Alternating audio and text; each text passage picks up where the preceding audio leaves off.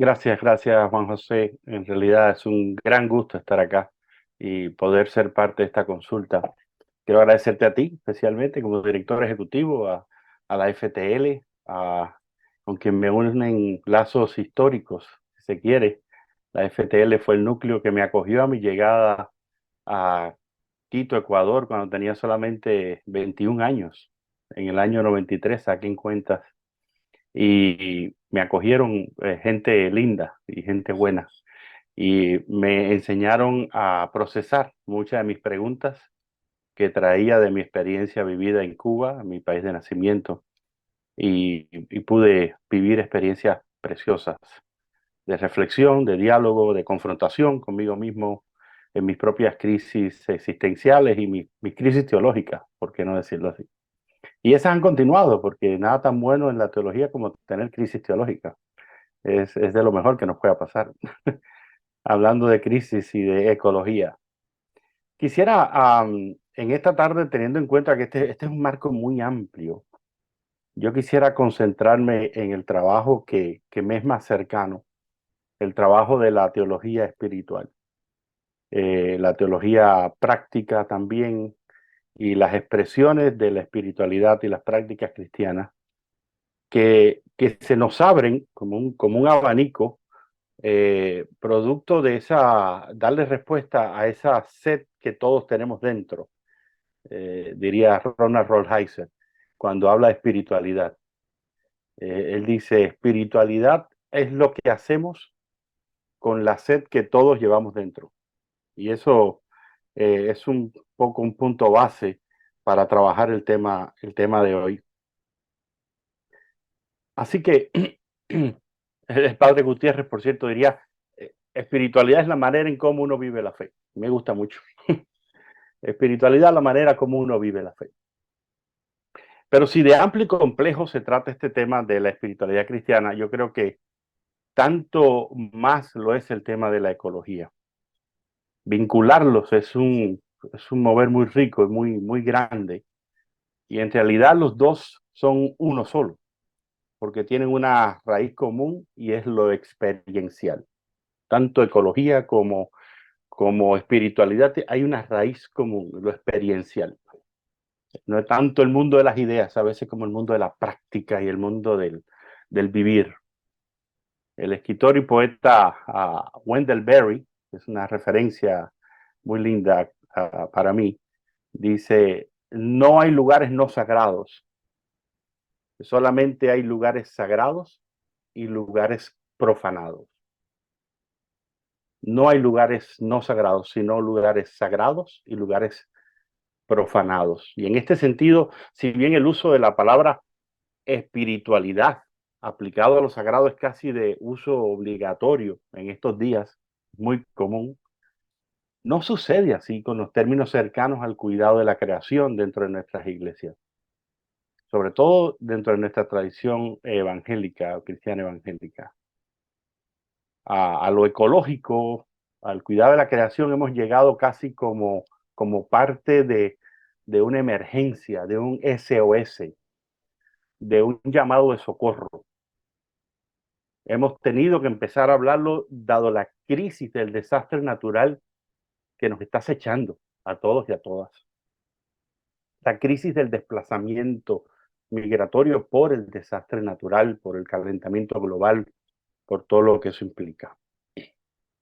Sin embargo, no hay manera de hablar de espiritualidad cristiana sin incluir el cuidado de la creación.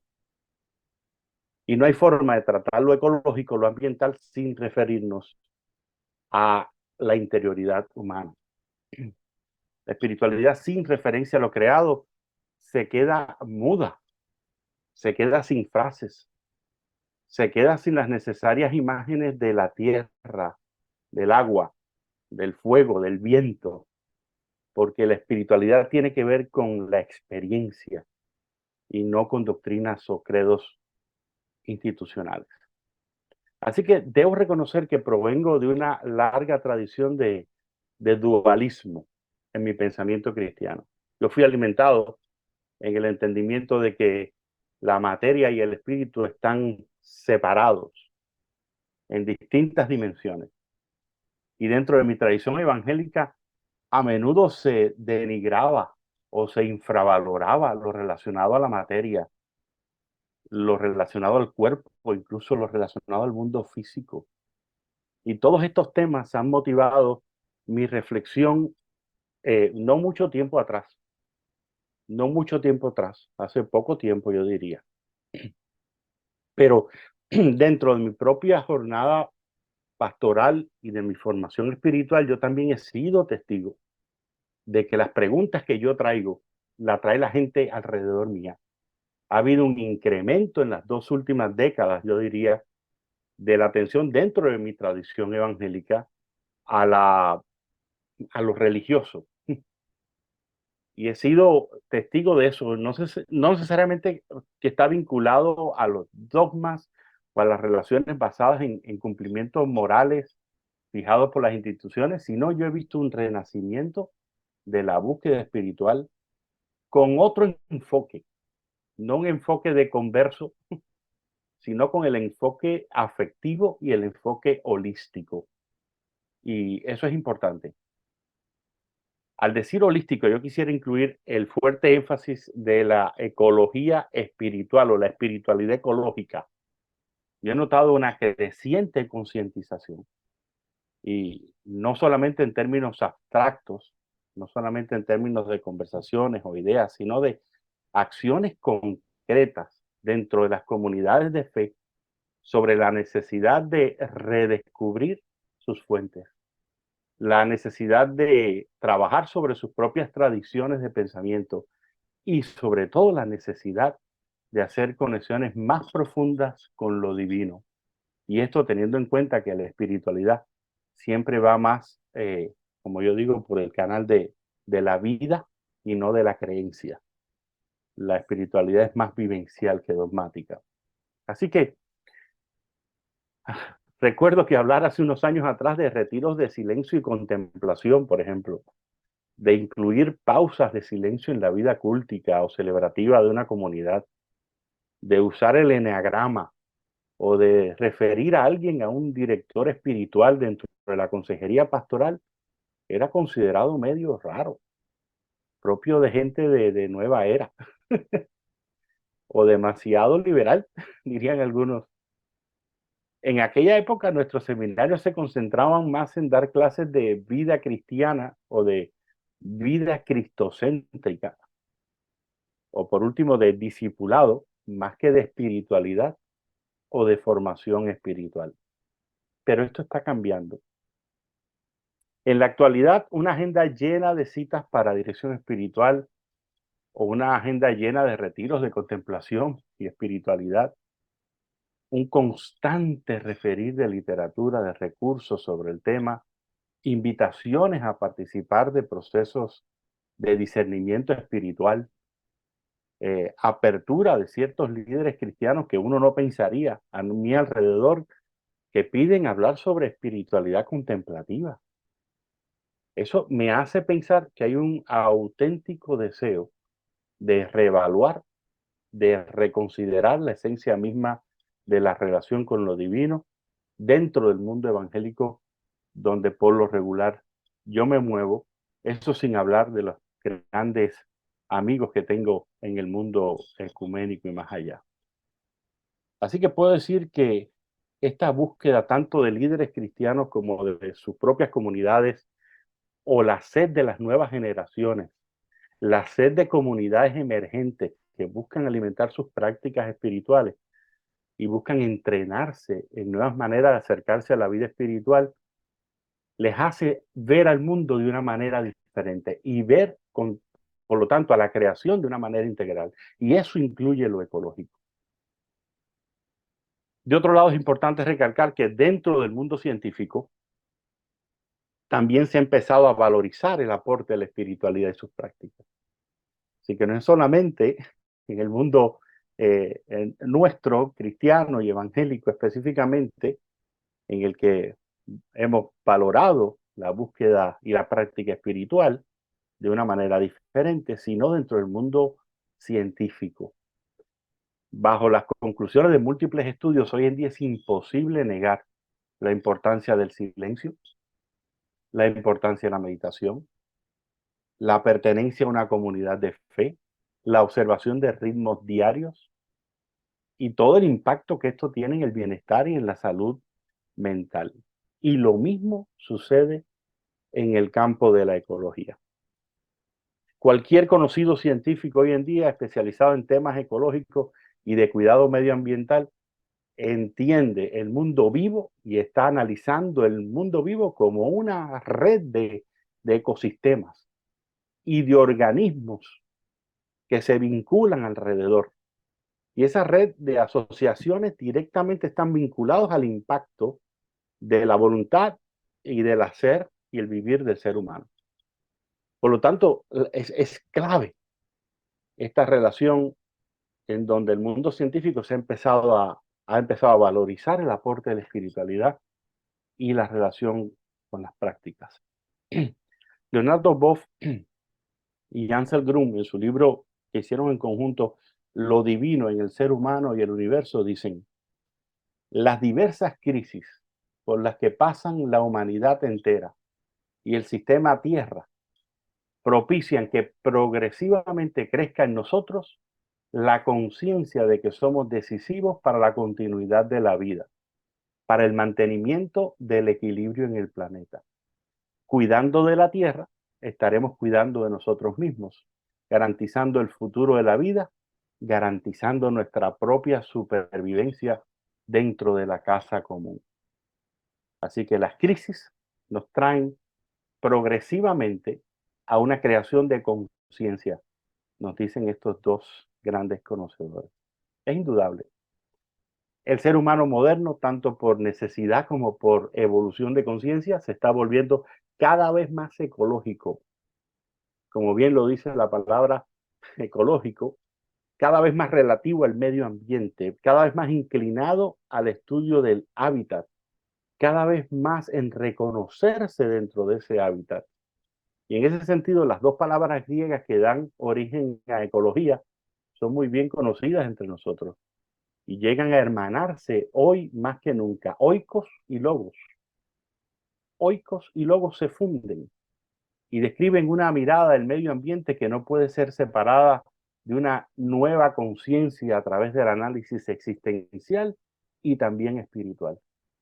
Un repensar del ser humano, ya no como el privilegiado ser dominador de lo existente, sino el ser humano como un integrante, como un participante, como un relacionador entre todo lo creado. Así que esto abre nuevos horizontes teológicos para nosotros, para esta misma fraternidad.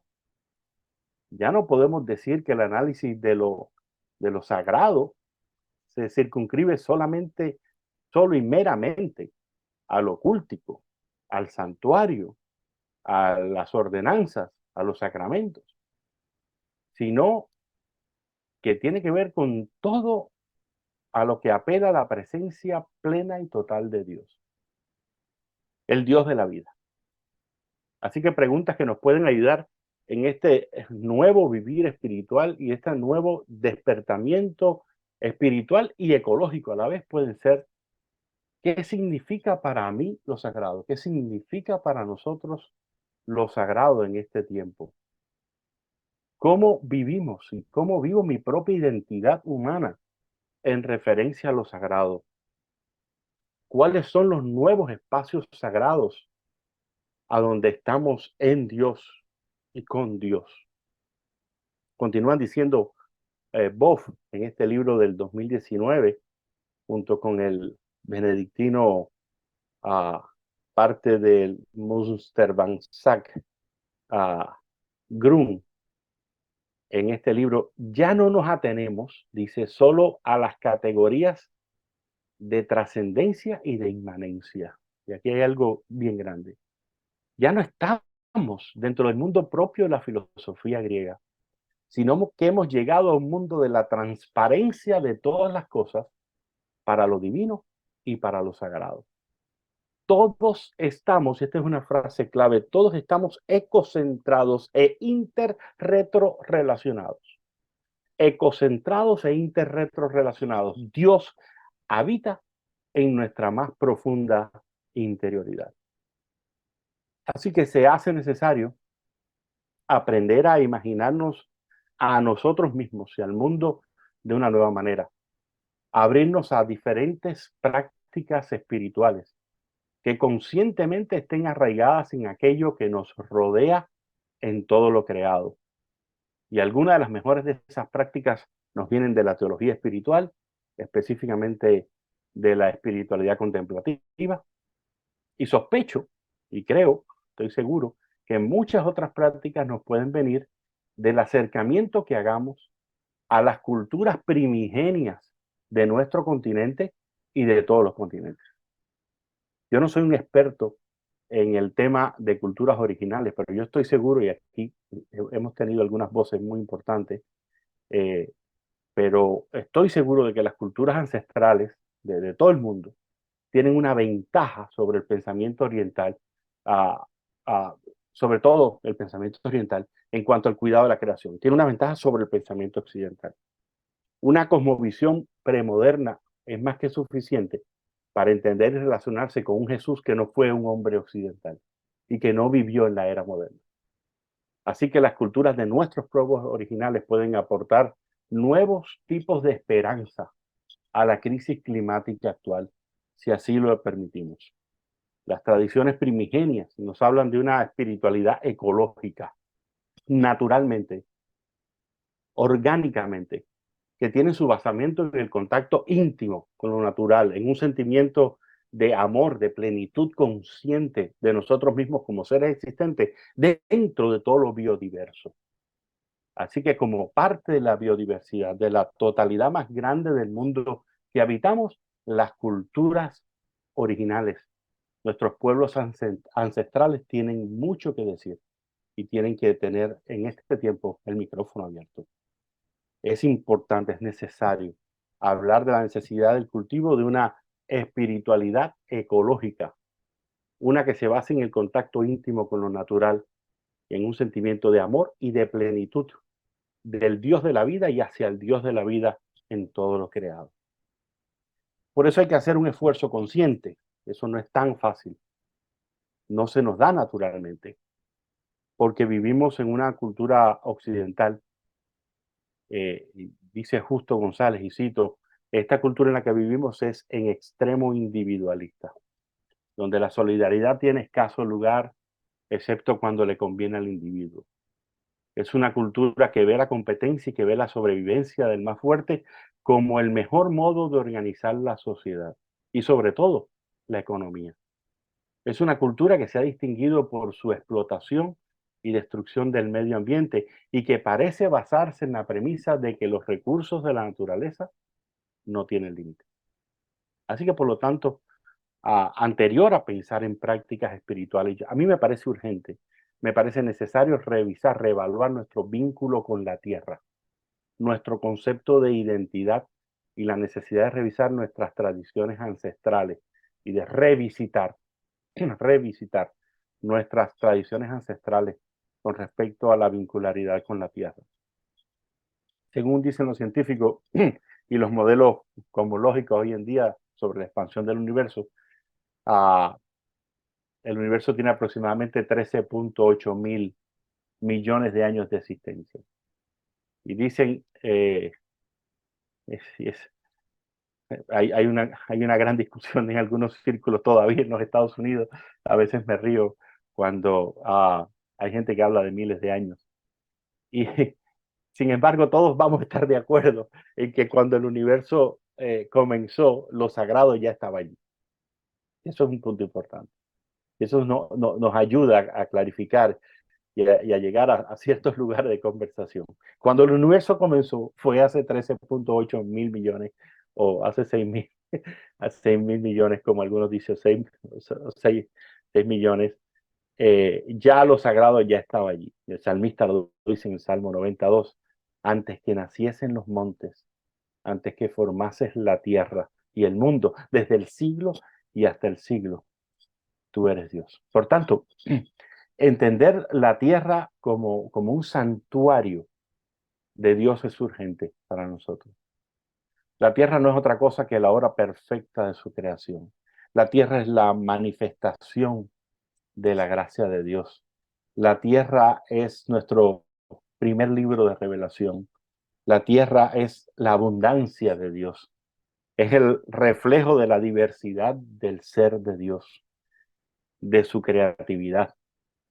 También la tierra es el lugar donde Dios se goza en alegría y calla de amor. Y ante todo esto, este planeta para nosotros es un lugar sagrado. Es nuestra identidad sagrada y también es nuestra posesión sagrada. Y cuando hablo de posesión, hay gente que se eriza, pero es necesario decirlo. Si es sagrado, no va a ser maltratante. La tierra es el origen de nuestra existencia. La tierra es el lugar donde vivimos en el presente, pero también es el lugar que legamos a nuestras generaciones por venir. Dios se manifiesta en la vida, en esta vida que fluye por todas partes del mundo y somos engendrados por la vida y regresamos a la vida. Nuestra existencia no surge del caos, sino de una maravillosa, abundante creación de Dios. Nacemos de esa maravilla y a ella volvemos. Emergemos de esa constante renovación de la vida, de esa infinita renovación también retornaremos. Por lo tanto, cuando decimos en la vida y en la muerte somos del Señor, estamos expresando que venimos de una tierra y esa tierra que pertenecemos también volveremos. Así que nuestras historias están entrelazadas con las historias de la creación.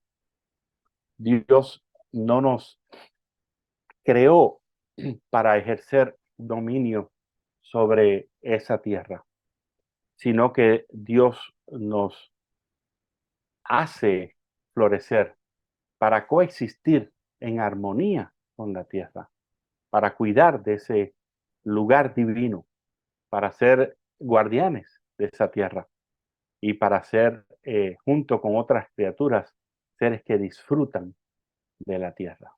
Fuimos concebidos para eso.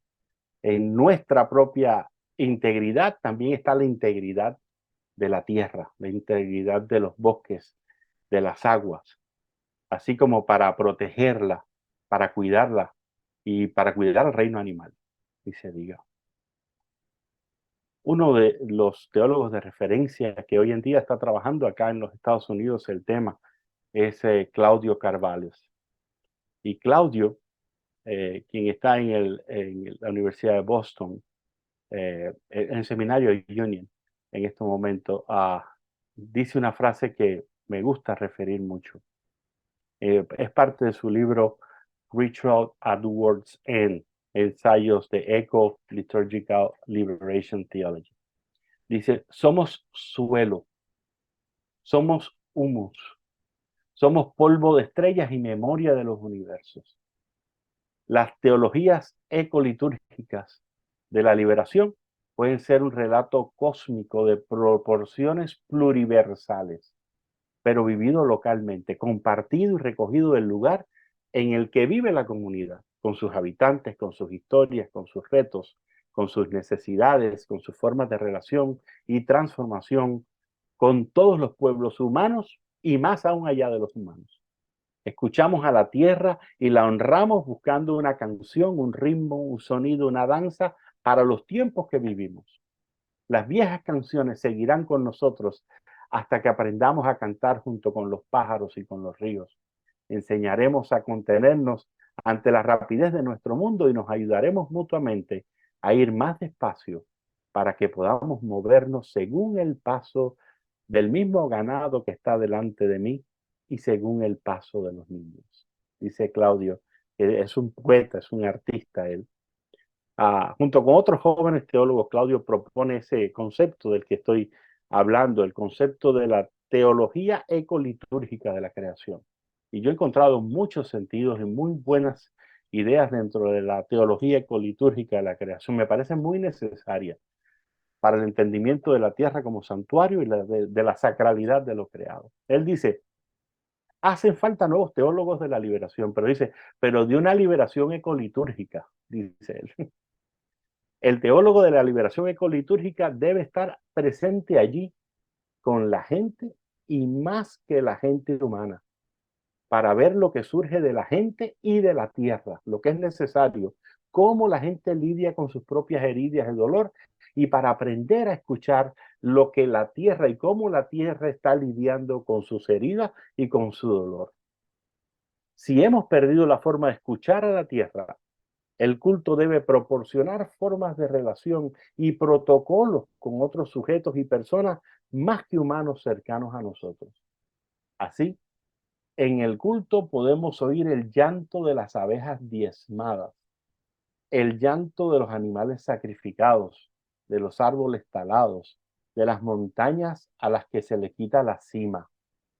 En el culto, la gente llorará con ellos y clamarán por lo que esperan, sueñan y necesitan. Ofrecerán y exigirán, buscarán y darán, se relacionarán y corresponderán, cantarán sus cantos, se yuxtapondrán a los cantos de las tradiciones. Será un estuario de nuevos cantos e himnos tradicionales. Traerán, traerán sus símbolos y sus cosas sagradas. Traerán la mesa, el altar, el árbol, el agua, el río, el océano.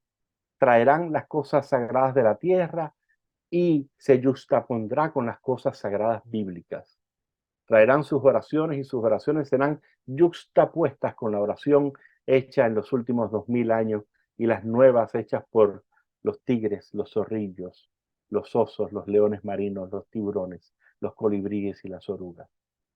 La teología ecolitúrgica de la liberación, dice Carvalho, debe tener en cuenta todo el cuerpo, los cuerpos de los humanos y de los pueblos más que humanos dentro de las comunidades situadas en determinadas partes de la tierra. Nos podría parecer un poco exagerado de parte de Claudio, de poner casi al mismo nivel, ¿verdad? Al humano, pero nos abre una sensibilidad profunda sobre cómo nuestros pueblos ancestrales han estado viendo que todo tiene vida a nuestro alrededor y está intrínsecamente, justamente unido. Así que por eso quisiera completar este tiempo, ofrecer algunas alternativas sobre unos principios, unas primeras prácticas de espiritualidad cristiana como nuevas formas de sanar la tierra. Y son prácticas que no son aisladas, sino que deben darse en el contexto de una enseñanza, de una educación cristiana que cree relacionalidad, reciprocidad con lo creado, vincularidad, dignificación de la creación. Como todos sabemos, las prácticas espirituales no son fines en sí mismos, sino que indican conexiones e intenciones del corazón, anhelos del interior. Las prácticas no intentan cambiar las condiciones externas, sino que provocan cambios interiores que van a afectar a lo largo las circunstancias externas. Y estoy seguro de que si como comunidades de fe alentamos e insertamos prácticas holísticas, estas podrían comenzar unos diálogos de sanidad para nuestro mundo alrededor. Estas son algunas de las prácticas primarias que sugiero insertar en comunidades de fe y de las que estoy viendo, porque las estoy contemplando en algunas comunidades que visito, producto de mi trabajo pastoral. Necesitamos hablar acerca de un cuerpo de prácticas espirituales vinculado a la exploración corporal. Necesitamos hablar de la necesidad de comenzar desde la cabeza hasta los pies a escanearnos como cuerpos y empezar a vivir una corporeidad de la liturgia y a empezar a sumar eso a nuestra liturgia. Y, y es fácil con unas prácticas de unos pocos minutos, empezando a prestar atención a las sensaciones, a nuestros movimientos, a nuestro ritmo del corazón. Al principio puede incluirse eso con una meditación guiada tal vez que nos acompañe en el proceso, pero la exploración corporal es importante. Cuando sentimos que se nos agita el corazón qué sentimientos y qué pensamientos hacen que nuestra alerta interior se active. En segundo lugar, necesitamos explorar todo lo que tiene que ver con la meditación en la naturaleza, fuera del templo, fuera del templo. Meditación en la naturaleza, en el gran templo de lo sagrado. Caminatas de oración, si a alguien le ayuda más el lenguaje.